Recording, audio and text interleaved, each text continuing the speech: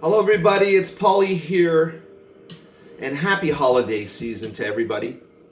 I have a little addictions rant today, and it's called No More Shame. So let's giddy up. How many people can pass the mirror test? Which is to really look in the mirror and like what you see. For a vast majority of my life, I could not look in the mirror because I felt deep shame within. And eventually that pain from the shame turned into a powerful addiction.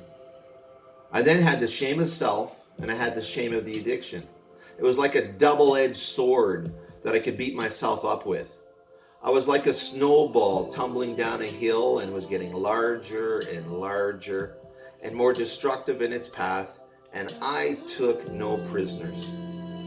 But today I can look in the mirror and pass that test with flying colors.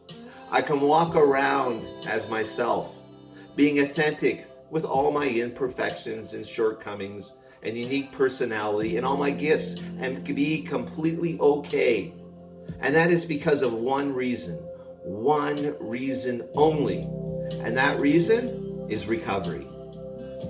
The shame of addiction back in the day, it says, let's tell no one. Eventually, I got so sick of hiding my addiction from everyone and getting sicker that I said, screw this, no more shame. I'm going to tell whoever I damn well please. There is nothing to be ashamed of. So screw privacy and hiding. One of the reasons I wrote my book is because of that. And it's coming out in 2019. We are not bad people. We were once ill people, but we do recover. Yes, we might have done some bad behaviors, but not bad people. It's a big difference. And yes, I had to take full responsibility for all these bad behaviors and pay the consequences.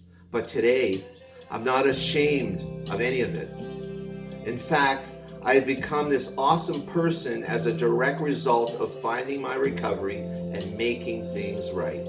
I think we forget that when we treat someone with an addiction with non-compassion, disrespect, and judgment, we're not just stepping on them. We're also stepping on all those who love them, like their mother, their father, their children, and their friends. Go talk to a mom or a dad who lost their son or daughter to addiction to find out how shame attacks their lives and how judgment has hurt them to the core. Or ask any family members whose loved one is still active in their addiction, and they will tell you the constant worry that they might get a phone call that their loved one has died. I know I put my mother through years of suffering, and thank God I came out the other side.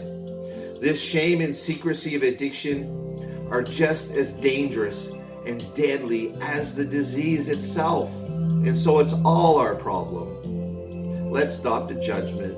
Let's educate ourselves on the truth about addiction. There is nothing morally weakness. We're not morally weak people. There's no moral failing. It's not about willpower. It's not about just saying no. It's a health issue. In the words of our famous Canadian doctor, Dr. Gabriel Mate, who speaks all over the world about addiction, addiction is not only a disease, it's more than a disease. Addiction has biological, chemical, neurological, psychological, medical, emotional, social, political, economic, and spiritual underpinnings, and perhaps many more, according to Mr. Gabor Mate.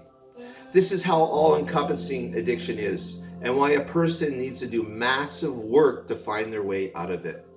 People with addictions are well worth it. We are well equipped to enrich the world. We create awesome poetry. We paint beautiful paintings. We compose beautiful music. We build bridges. We head corporations. We lead governments. We lead sports teams. We win great prizes for our great literature. And too often, many of us die from our disease, not from a moral weakness. Now, can you imagine if the world would switch tomorrow from judgment to compassion for people with addictions? In a short time, we would witness people seeking help like never before. Why? Because they'd feel safe enough to ask for help. Namaste. Have a wonderful holidays.